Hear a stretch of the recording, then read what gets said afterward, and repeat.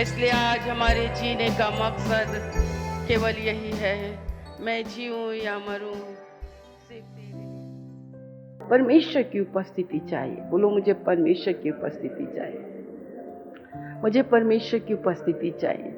मुझे परमेश्वर की आत्मा चाहिए। मुझे संसार की आत्मा नहीं चाहिए। हमारे अंदर संसार की आत्मा नहीं है ना, हमारे अंदर परमेश्वर की आत्मा है।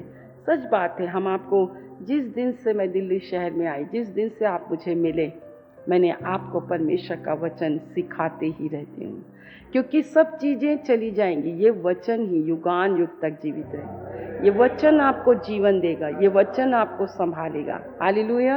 ये वचन आपको संभालेगा। ये संभालेगा। जिंदगी के सफ़र में कभी भूलना नहीं, कभी उसका दामन छोड़ना नहीं, क्योंकि वही आपको संभालेगा। आपके बच्चे नहीं संभालेंगे, आपका बैंक बैलेंस नहीं संभालेगा, आपकी कंपनी नहीं संभालेगी, आपके नाती पोती नहीं संभालेंगे। आपका परमेश्वर आपको संभालेगा।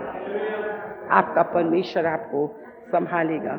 ना ही केवल संभालेगा, पर वो आपको नित्य लिए चलेगा, गोद में उठा कर लिए चलेगा। Hallelujah, hallelujah. 1000 बार हम गिरे, बाइबल कहती है धर्मी चाहे कितनी बार भी गिरे, विपत्ति में गिरे, संकट में गिरे, बीमारियों में गिरे, है ना, कितनी बार भी गिरे, परंतु वो गिरा नहीं रहता। बुखार में हम गिरे नहीं रहेंगे, सर्दी खांसी में हम गिरे नहीं रहेंगे, विपत्ति में हम गिरे नहीं रहेंगे। कई बार परमेश्वर इन सब चीज़ों को हमारी ज़िंदगी में आने देता है। हालेलुया। आने देता है ताकि हम उसके भुजबल को देख सकें, उसके हाथ को देख सकें, उसको देख सकें। हालेलुया। सहायता करते हुए देख सकें, तुरंत निकालते हुए देख सकें। Hallelujah, hallelujah. परमेश्वर का हम धन्यवाद करते हैं कि एक अच्छे और सच्चे परमेश्वर के हम उपासक हैं। और उपासना, जिसने सच में, मैं को अगर जो चीज़ है, मैं बार बार बोलती हूँ, जिस दिन तुम उपासना करना शुरू कर दिए ना, निस्वार्थ। आज हम प्रार्थना करते, नौकरी दे दे, इंक्रीमेंट दे दे, ये चल जाए, वो चल जाए, ये बन जाए, वो बन जाए, शादी हो जाए, ये हो जाए, वो हो जाए, ये हो जाए। ये ना आपकी मांगे जब तक आप इस पृथ्वी पर हो कभी भी पूरी नहीं होती। जैसे वर्षा का जल, जैसे पृथ्वी वर्षा का जल पी पी कर कभी तृप्त नहीं होती, वैसे ही शारीरिक मनुष्य जो शरीर की बातें करता है वो कभी तृप्त नहीं होगा। एक चीज हुआ नहीं, उसका आनंद उठाया नहीं कि प्रभु से दूसरा चीज मांगने लग जाते हैं। वो दे देता है तो वो उसका आनंद नहीं उठाते हैं, तो फिर वो तीसरी चीज हम मांगने लग जाते हैं और बोले, अरे ये तो बहुत ही अच्छा परमेश्वर है भैया, इससे मांगते रहो, ये देता रहता है, मांगते रहो, ये तो देता रहता है, मांगते रहो, ये तो देता रहता है। हाँ, ये तो देता रहता है, ये तो देता है, परंतु प्राण भी सुखा लेता है, आत्मा सूख जाती है, आत्मा से परमेश्वर चला जाता है। प्रार्थना की वेदी आज 32वें वर्ष में जो पुराने लोग हैं, जरा अपनी वेदी को देखो, वेदी की शहरपना को देखो, वेदी में उस अंगारे को देखो, उसमें कितनी आग है, उसमें कितनी जलन है, कितनी लगन है, कितना उत्साह है, कितना उत्साह है, कितना परमेश्वर के प्रति चाहत है, कितना परमेश्वर के प्रति लगन है, कितना परमेश्वर के साथ संगति सहभागिता है, कितना आपकी आत्मा परमेश्वर की आत्मा के साथ एक हो गई कि अब तो कुछ दिखाई ही नहीं देता, कुछ भी दिखाई नहीं देता। परमेश्वर ने हमें सेत में दिया। बोलो, परमेश्वर ने हमें सेत में दिया। हमें सब कुछ फ्री में मिलता है। देखो मत्ती 11:28 में क्या लिखा, सब निकाल कर पढ़ो। हे सब परिश्रम करने वालों और बोझ से दबे हुए लोगों, मेरे पास आओ, मैं तुम्हें विश्राम दूंगा। मेरा जुआ अपने ऊपर उठा लो और मुझसे सीखो, क्योंकि मैं नम्र और मन में दीन हूँ। किसके पास आना है? किसके पास आना है? लोग किसके पास आते हैं? मनुष्य के पास आते हैं। हम लोग ऐसे बनेंगे क्या? लोगों को अपने पास बुलाएंगे क्या? आओ, मैं माइटी वुमेन, मैं माइटी मैन, सारा अभिषेक मेरे पास है, मेरे बिना तुम कुछ नहीं, मैं प्रार्थना करूंगी, मैं उपवास रखूंगी, मैं ऐसा करूंगी, मैं वैसा करूंगी। हम मैं करने वाले हैं क्या? नहीं, हमने सेत में पाया है, हमने फ्री में पाया है। चंगाई आपने मुफ्त में पाई ना? चंगाई मुफ्त में पाई है ना? कोई कीमत आपसे ली गई क्या? छुटकारा आपने मुफ्त में पाया है ना? पापों की क्षमा मुफ्त में मिली है ना? तो हम मुफ्त में हैं। हम ऐसी बुराई को अपने चर्च में कभी आने नहीं देंगे। हालेलुया। तुमको बड़े बड़े प्रचारक बनाकर कोई अगर कहीं लेके जाए, खड़ा कर दे, तो जाना नहीं। समझ गए ना? बाइबिल कहती है हम कलीसिया के थ्रू भेजे जाते हैं, पासबान के थ्रू भेजे जाते हैं। बिना पासबान के भेजे आप कहीं ना जाएं। हम तो बहुत ही अच्छे हैं, हम कहते हैं जाओ। और लिखा है एक जगह कहता है मेरे पास आओ, और मत्ती 28 क्या कहता है? जाओ। ये अंतिम समय में ना 2 बातें याद रखो, आना, आओ एक्शन करो। तो आने में तो अव्वल हो गए हैं, वो भी 50-50, और जाने में तो बिल्कुल 0%। गाड़ी आनी चाहिए भाई, गाड़ी में बैठना है, गाड़ी आएगी। वैसे तो खुद जगह मार्केटों में कहाँ घूम रहे हैं, मेट्रो में घूम रहे हैं, ऑटो में घूम रहे हैं, सब में घूम रहे हैं। अरे मेरी नकल मत करो। मैं तो जाना भी चाहूं, मैं तो हिम्मत भी करती हूं, तो फिर क्या होगा? फिर देखो, मेरी नकल मत करो, हिम्मत रखो, बोलो जाओ। यीशु मसीह गया कि नहीं गया? गया कि नहीं गया? अपने रिश्तों में जाओ, नातों में जाओ, वहां पे डिनर खाने मत जाओ। ये जो खाना और पीना है ना, ये बहुत बुरा है। चलो चलते, हमारे घर की बचत हो जाएगी, वहीं जाएंगे। मीटिंग्स में भी चलो भाई, मीटिंग्स में बिल्कुल भी ध्यान नहीं है, खाने पीने में ध्यान है। खाना पीना बुरा नहीं है, आदर करना बुरा नहीं है, किसी चीज को नहीं है, परंतु सूबेदार से कहा मैं जब से तेरे घर में आया हूं। पास्टर बेचारा घर में अकेले बैठा रहता है। अरे आ जाओ भाई, आ जाओ। वो खाना बनाने में लगे पड़े हैं। और कई लोग तो ये सुनने के बाद पानी के लिए भी नहीं पूछते। कितनी नासमझी है हमारे जीवन में। बोलो हमें समझ की आवश्यकता है, और समझ कौन देता है?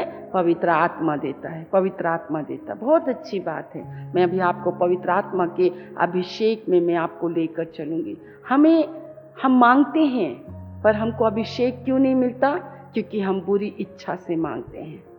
हम कलीसिया के, परमेश्वर ने कभी नहीं कहा कि तुम दूसरा चर्च खोल लो, क्या आशीष मिलेगी? कभी नहीं मिलेगी। परमेश्वर ने कहा क्या तुम चर्च खोल लो? प्रभु ने कहा जब तुम्हारे पास बुद्धि, ज्ञान और प्रकाशन की बातें आए तो मसीह की देह उन्नति पाए, हमारी देह उन्नति पाए। हालेलुया। मुझसे मेरे भाई बहन उन्नति पाए, मुझसे को सब लोग उन्नति पाए। पवित्र आत्मा के प्रति जो सबसे ज़्यादा गलत फहमी है, मैं हाथ उठाकर धन्यवाद करती हूँ।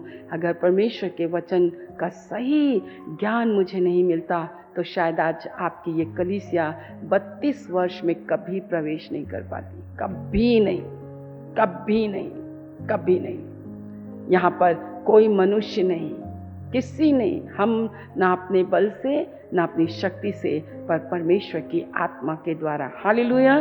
फिर से हम मत्ती 11:28 पढ़ेंगे और 28 का हम 11 पढ़ेंगे। हे सब परिश्रम करने वालों और बोझ से दबे हुए लोगों, मेरे पास आओ। मैं बोलो आओ। एक दूसरे को बोल के बोलो आओ, है ना। जो घर में बैठे हैं उनको भी विश्वास से बोलो आओ। जो नहीं आते हैं आपके बाल बच्चे, बोलो आओ। सबको बुलाओ, आओ प्रार्थना करो। जितने बीमार हैं, जितने दुष्ट आत्मा से ग्रसित हैं, जिनके मन में शांति नहीं है, जिनके मन में आनंद नहीं है, आप बोलो आओ, आओ ईश्वर के पास आओ, परमेश्वर के पास आओ। बोलो आओ।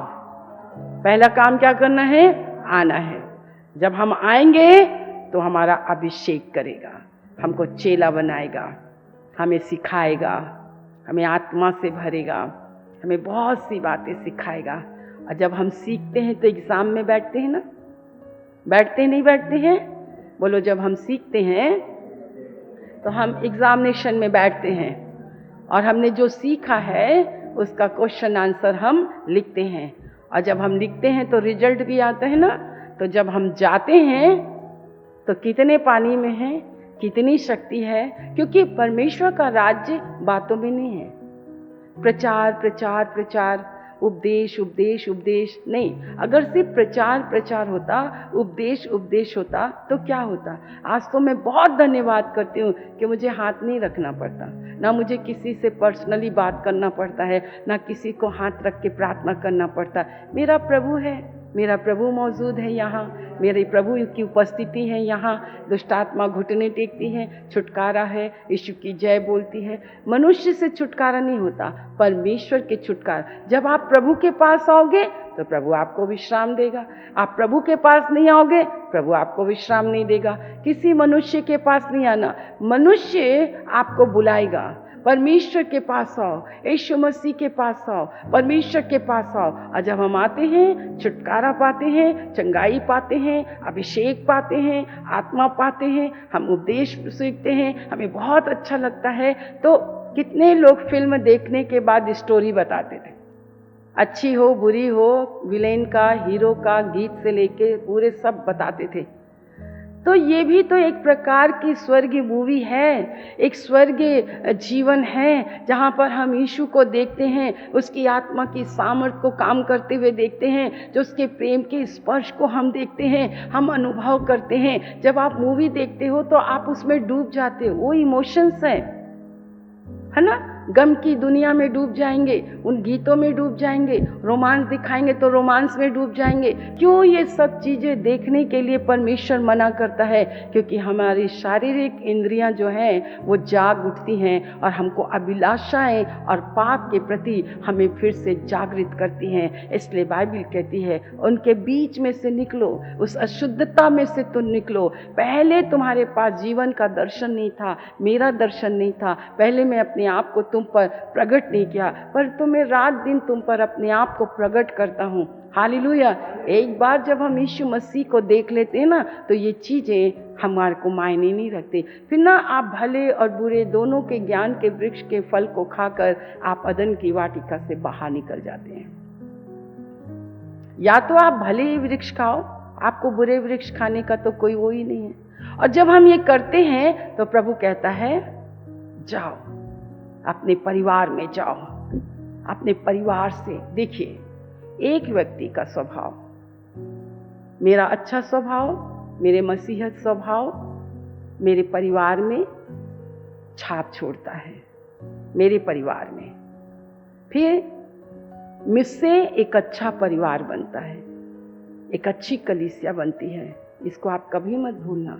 और एक अच्छा समाज बनता है। आप अकेले जहाँ पे भी हैं और सारे अन्य जाति हैं, आपका दिया सबसे ज़्यादा चमकेगा। अब वो लोग दंडवत करेंगे, आभार प्रकट करेंगे, आपको उनसे डरना नहीं है। परंतु हम लोग क्या है ना, हमारा दिया तो खुद ही बुझा हुआ है, हमारी बत्ती में तो खुद ही तेल नहीं है,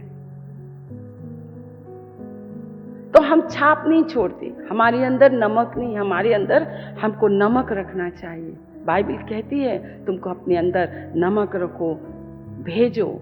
लिखा है जाओ, बोलो जाओ, बोलो जाओ।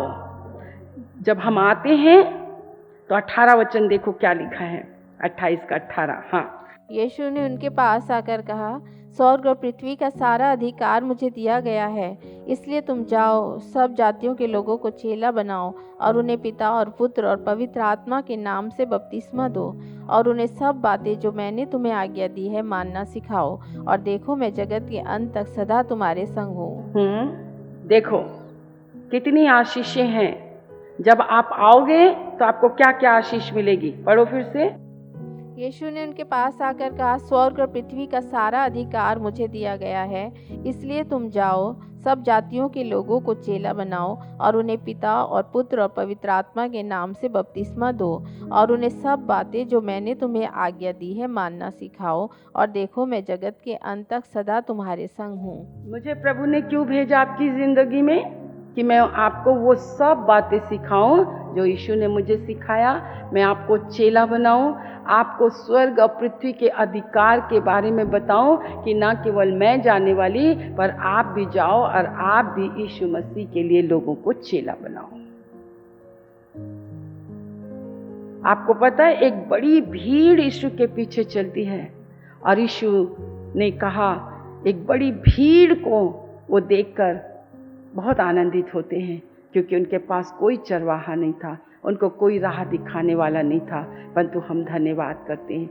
बोलो आओ और जाओ, सेत में पाया है सेत में दो। हालेलुया। किसी के घर में कुछ खाने और पीने की आशा ना रखो, जो कुछ रखता है थोड़ा सा खा लो और आ जाओ। कई बार परमेश्वर हमें बहुत सी बातें हमको सिखाता है, इसलिए आप और मैं अपने जीवन में परमेश्वर का हम बहुत धन्यवाद करते हैं कि परमेश्वर का वो वचन हमारे पास आया। आइए मेरे साथ निकालेंगे। मैं पवित्र आत्मा के विषय में ही आपको शिक्षा दे रही हूँ। कई बार क्या होता है, कितनों को संडे का वचन बिल्कुल आप भूल जाते हो। कितने लोग फ्राइडे जितना भी जब भी वचन सुनते हैं उस वचन को घर में जाकर पढ़ते हैं, मनन करते हैं, अध्ययन करते हैं, याद करते हैं। आपको यही सब करना है। पहले क्या करना है? पहले क्या करना है? फिर क्या करना है? घर में जाकर फिर पढ़ना है, फिर उस पर क्या करना है? सोच विचार। मनन का मतलब है तो सोचना और विचारना है, अध्ययन करना है, कंठस्थ करना मतलब उसको याद रखना है कि मुझे हाबिल बनना है, मुझे हाबिल के समान चर्चाना है, हाबिल के समान मुझे भेंट चढ़ानी है, हाबिल के समान मुझे सर्वोच्च भेंट चढ़ानी है। समय, बल, धन जो भी आप प्रभु के लिए करते हो, परमेश्वर आपके एक एक कामों को लिखा है। मैं स्वर्ग से इस पृथ्वी के एक एक लोगों को, मुझे भी देखते हैं, वो आपको भी देखते हैं। और जिसका हृदय निष्कपट रहता है, माने वो बाहर से भी खुशी से झाड़ू लगा रहा है और अंदर भी खुश है, तभी वो बाहर से पूरे परमेश्वर की सेवा का काम कर रहा है। हम सेवक हैं। बोलो हम सेवक हैं, हम परमेश्वर की दासी हैं, हम परमेश्वर के दास हैं। जिसका हृदय परमेश्वर के प्रति निष्कपट रहता है, जो निष्कपट मतलब अंदर और बाहर दोनों एक है। परमेश्वर हमेशा ये सीख लीजिए, परमेश्वर बाहर नहीं देखता, बाहर की प्रार्थना नहीं, बाहर की स्तुति नहीं, बाहर के दान नहीं, बाहर का नहीं। परमेश्वर हमारे मन की दशा को देखता है, मेरे हृदय की दशा को देखता है, मेरे अंदर देखता है, तब परमेश्वर उस काम को करता है। आपको ये अबशालोम, हम खुद अबशालोम हो सकते हैं। दाऊद ने अपने बच्चों को सही शिक्षा नहीं दी। आप देखो एली का भी उदाहरण है, दाऊद का भी उदाहरण है। आप देखो रिबका और इसहाक का उदाहरण है। इसहाक को देखो, उसने ऐसा समझकर उसने याकूब को आशीष दे दी।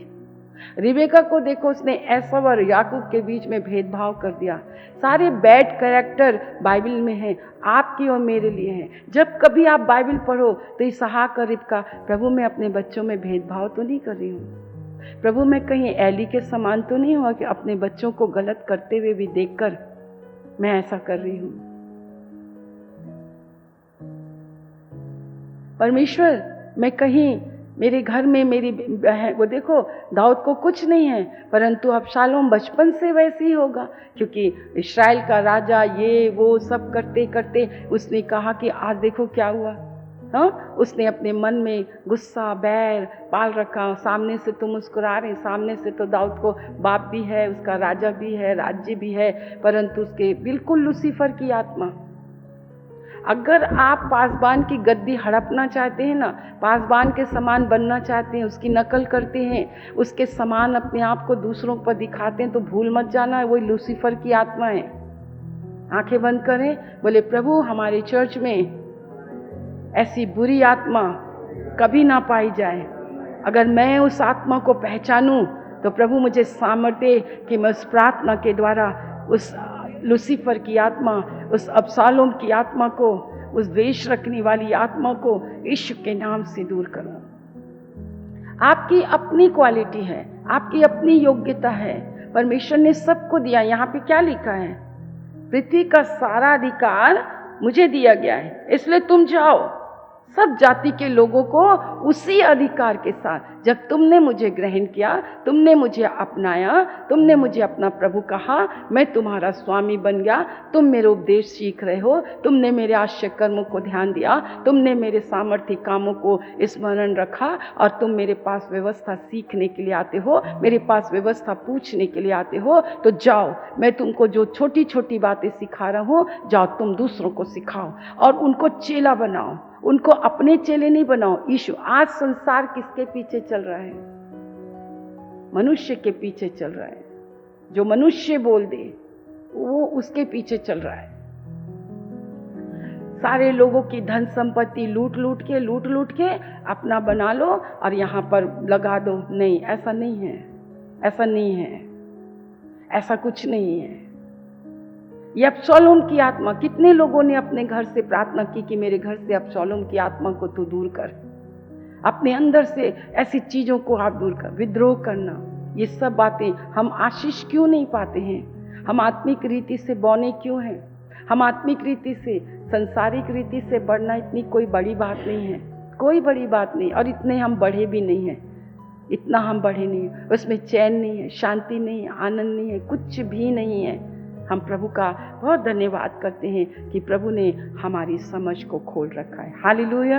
अब तक तुमने मेरे नाम से कुछ नहीं मांगा, मांगते तो तुम्हारा आनंद पूरा हो जाता। यूहन्ना 16 के लास्ट में यूहन्ना की पुस्तक इस बात को कहती है, ये पवित्र आत्मा के विषय में मैंने एक को भी नहीं पाया। जब सुलेमान कहता है कि मैंने जितना आनंद भोग सकता था, मैंने भोग विलास की एक से एक चीजें अपने लिए ले आई, परंतु मैंने क्या देखा? ये सब कुछ क्या है? व्यर्थ है और बेकार है। उसने अपने भोग विलास के द्वारा मुझे सिखाया, आपको सिखा रहा है कि संसार की चीजों में कोई भी आनंद नहीं है। पर दाऊद कहता है जितने प्रभु को खोजते हैं उनका मन हरा भरा होता है। अगर चर्च में हम सिर्फ परमेश्वर को खोजने आएंगे ना, आपके चेहरे में चमक होगी, आपकी आंखों में चमक होगी, आप हंसते रहेंगे। आप हताश, निराश, निढाल, उदास ऐसे लोग नहीं होते। आपके जीवन को देखकर लोग चंगे हो जाएं, मुर्दा जिंदा हो जाएं। हालेलुया। हम परमेश्वर का बहुत धन्यवाद करते हैं। हालेलुया। आइए मेरे साथ एक वचन पढ़ेंगे, मरकुस की पुस्तक, उसका 13 अध्याय 32 वचन। उस दिन या उस घड़ी के विषय में कोई नहीं जानता, न स्वर्ग के दूत और न पुत्र, परंतु केवल पिता। देखो, जागते और प्रार्थना करते रहो, क्योंकि तुम नहीं जानते कि वो समय कब आएगा। ये उस मनुष्य की सी दशा है जो परदेश जाते समय अपना घर छोड़ जाए और अपने दासों को अधिकार दे और हर एक को उसका काम बता दे और द्वारपाल को जागते रहने की आज्ञा दे। इसलिए जागते रहो, क्योंकि तुम नहीं जानते कि घर का स्वामी कब आएगा, सांझ को या आधी रात को या मुर्ग के बांग देने के समय या भोर को। ऐसा ना हो कि वो अचानक आकर तुम्हें सोते पाए। और जो मैं तुमसे कहता हूँ वही सबसे कहता हूँ, जागते रहो। जागते रहो। जागते रहने का मतलब यह है प्रार्थना करते रहो। प्रार्थना करने का मतलब है संगति में रहो। संगति में रहने का मतलब है सहभागिता में रहो। परमेश्वर के साथ सच्ची संगति, परमेश्वर के साथ तालमेल बैठा कर रखो। परमेश्वर की बातों को समझो। परमेश्वर की आत्मा के साथ आपकी आत्मा एक हो जाए। परमेश्वर को केवल अपनी ही बात कहने वाले नहीं बनो, अपनी इच्छा, अपनी लालसाओं को रखने वाले मत बनो, परंतु परमेश्वर से पूछो, मेरे जीवन से आप क्या चाहते हो? मेरे जीवन से आप क्या चाहते हो? मेरे जीवन से आपकी क्या इच्छा है? तो परमेश्वर की ये इच्छा है कि एक बड़ी भीड़ यीशु के पीछे हो ले। यीशु मसीह की एक इच्छा है कि परमेश्वर की एक बड़ी भीड़ यीशु के पीछे हो ले। परमेश्वर की इच्छा ये है कि हम आत्मा के फलों से भर जाएं, हम आत्मा के फल लाएं। परमेश्वर लिखा है, हमारी आत्मा के फलों से परमेश्वर की महिमा होती है। परमेश्वर की इच्छा ये है कि हम परमेश्वर की आत्मा के साथ एक होकर हम प्रार्थना करें। परमेश्वर की आत्मा मेरी आत्मा के साथ प्रार्थना करे। परमेश्वर की इच्छा ये है, जब मैं तुझे जगाऊं तो तू कह, तेरी दासी सुनती है। हालेलुया। परमेश्वर ने मुझसे कहा एक छोटे से ग्रुप से शुरू कर, फिर से शुरू कर, एक छोटे समुदाय मतलब समूह के साथ फिर से उनको देह बना, फिर से उनको कलीसिया बना, फिर से उनके अंदर मेरे प्रति तू प्रेम को डाल, प्रेम को डाल। और परमेश्वर का प्रेम आपके अंदर तभी जड़ पकड़ेगा जब पवित्र आत्मा आपके अंदर आएगा, आपको परिवर्तित करेगा। संसारिक मनुष्य संसार की बातों की चिंता में रहते हैं। शारीरिक जिसका विवाह, ऐसे विवाह करना मना नहीं है, पर एक उदाहरण के तौर पर बोल रही हूँ। विवाहिता स्त्री क्या करती है, वो हर वक्त हर समय अपने पति को कैसे खुश रखे, वो है। हम संसार के लोगों को कैसे खुश कर सकते हैं? अगर हम उनके पास नहीं जाएंगे तो नाराज हो जाएंगे, उनकी पार्टी में नहीं जाएंगे तो भले अशुद्ध गाने सुनते रहो, अशुद्धता में बैठे रहो, परंतु हमको संसार को खुश करना है, अपने मित्र को खुश करना है, उनको बुलाना ही पड़ेगा। नहीं बुलाएंगे तो ऐसे हो जाएगा, ऐसे हो जाएगा। अच्छा, कई बार हमारे निमंत्रण भी देते हैं, चलो है तो नहीं, पंडाल का खर्चा ही निकल जाए। अगर 50-50 भी देंगे तो आधा खर्चा निकल जाएगा। ऐसी मेंटेलिटी है संसार की। दबा के सुबह से शाम से 7 बजे से लेके 11 बजे तक वहीं रहेंगे, खुद ही सेल्फी लेते रहेंगे, इधर खाएंगे उधर खाएंगे, पूरा खा लेंगे, खाते ही रहेंगे, खाते ही रहेंगे। मैं एक समझाने के लिए कह रही हूं कि संसार के लोग संसारिक लोगों को खुश करते हैं। एक विवाहिता स्त्री अपने पति के लिए हर वक्त हर समय में उसको कैसे खुश रखूं, तो आधी है ना।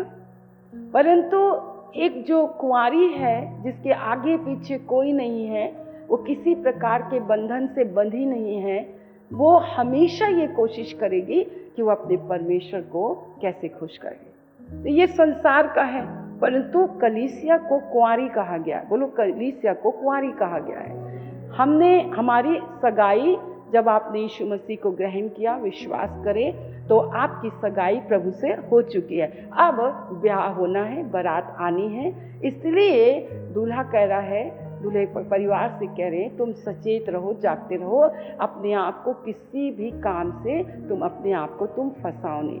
तो प्रार्थना का मतलब क्या है? सच्ची संगति परमेश्वर के साथ, सहभागिता परमेश्वर के साथ, परमेश्वर के साथ एक हो जाना, परमेश्वर की आवाज को सुनना, अपनी ही नहीं, बड़बड़ बड़बड़ बड़बड़ बड़बड़ बड़बड़। परमेश्वर की आवाज सुनना, परमेश्वर की आत्मा के चलाए चलना, शरीर की इच्छा को कभी पूरी नहीं करना, शरीर की मर्जी को कभी पूरी नहीं करना। जैसे ऐसा हो सकता है, फॉर एग्जाम्पल, सुबह उठ गए, कल से प्लानिंग कर लिया, आज तो खुद बहुत मटन अच्छा खाने की इच्छा हो रही है, मटन पुलाव ये वो सब बना लिए, तैयारी कर लिया। आज सुबह बोला आज से उपवास रहना,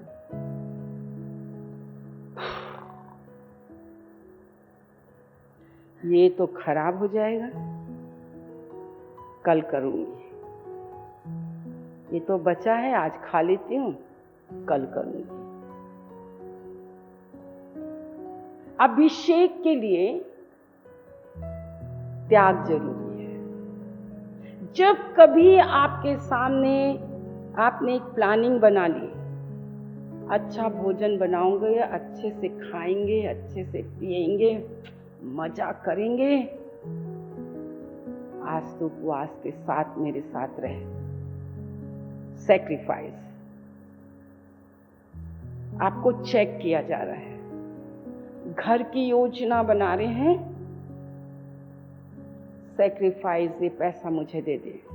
मेरे प्रियो, मैं आपको कहना चाहती हूँ, आपको मालूम है जीवन में कई बार अपना खाना दूसरों को देना पड़ता है। वो एक बोने का समय होता है। अपना पैसा, अपनी आवश्यकताओं को मारकर हमको किसी दूसरे को देना पड़ता है कि कोई बात नहीं, तुम्हारा काम चला जाए। तेरे पास है तो तेरे से कोई मांगने आए तो उससे मत तू कहना कि जा, मेरे पास नहीं है। जब आप आते हैं तो परमेश्वर मुट्ठियों को खोलता है। मैं बता दूं इस दुनिया में कौन ऐसा रिश्ता है जो आपको भर भर के दे सके, बिना ब्याज के आपको दे सके, आपकी हेल्प कर दे पर आपको कभी आपको उंगली ना करे, कब वापस कर रहे हो, कब वापस कर रहे हो। एक यही घराना तो है कि आपने कभी मांगा भी नहीं पर आपको दे दिया गया, कभी आपने हाथ ही नहीं फैलाया, आपको दे दिया गया, और कितने सालों से वो तुम्हारी आवश्यकताओं को पूरा कर रहा है। तुमको तो सोचना भी नहीं पड़ता है। ऐसा प्यार, ऐसा अनोखा प्यार, मेरे पास आओ, मैं तुम्हें प्यार दूंगा, मेरी सुनो, मैं आत्मा से भरूंगा, मैं तुम्हारे माथे पर छाप लगा दूंगा। ये मेरी है, ये मेरा है, ये मेरा है, ये सिर्फ मेरी है और किसी की नहीं है। आप सोचो, आप सोचो, स्वर्ग और पृथ्वी का सारा अधिकार मुझे दिया गया है, मुझे दिया गया है। और जब पवित्र आत्मा आएगा, मेरे पास नहीं, मैं तुम्हारे अंदर हूँ, मैं तुम्हारे साथ हूँ, तुम मेरे साथ हो, तो वो अधिकार स्वर्ग और पृथ्वी का तुम्हारे पास भी है। जिसको तुम बांधोगे वो बंध जाएगा, जिसको तुम खोलोगे वो खुल जाएगा।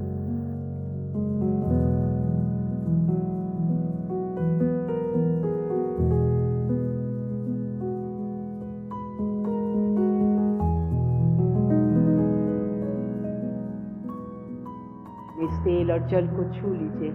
यीशु के नाम से यीशु का लहू बन जाए, यीशु के नाम से यीशु का लहू बन जाए, यीशु के नाम से यीशु का लहू बन जाए। आपने कहा, जा तेरे विश्वास के अनुसार हो। प्रभु, इनका विश्वास जैसा है, आपने कहा जा तेरे विश्वास के अनुसार हो।